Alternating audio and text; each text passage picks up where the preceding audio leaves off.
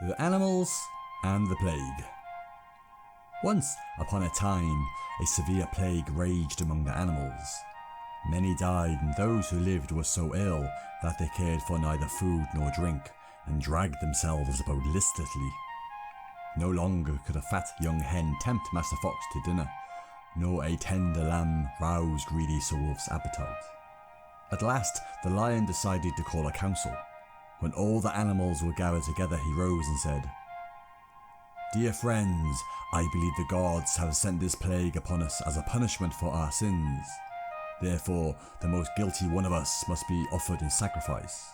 Perhaps we may thus obtain forgiveness and cure for all. I will confess all my sins first. I admit that I have been very greedy and have devoured many sheep. They have done me no harm. I have eaten goats and bulls and stags. To tell the truth, I even ate up a shepherd now and then. Now, if I am the most guilty, I am ready to be sacrificed.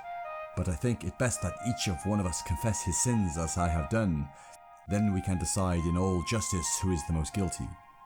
"Your Majesty," said the fox, "you are too good. Can it be a crime to eat sheep? Such stupid mutton heads.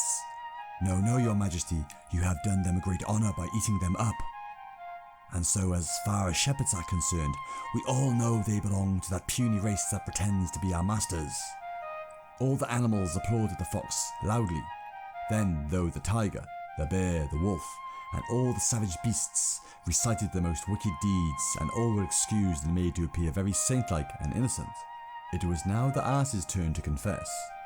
"I remember," he said guiltily, "that one day as I was passing a field belonging to some priests, I was so tempted by the tender grass and my hunger that I could not resist nibbling a bit of it.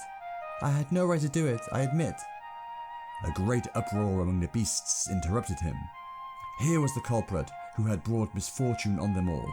What a horrible crime it was to eat grass that belonged to someone else. It was enough to hang anyone for, much more an ass. Immediately they all fell upon him, the wolf in the lead, and soon had made an end to him, sacrificing him to the gods then and there, and without the formality of an altar. The weak are made to suffer for the misdeeds of the powerful.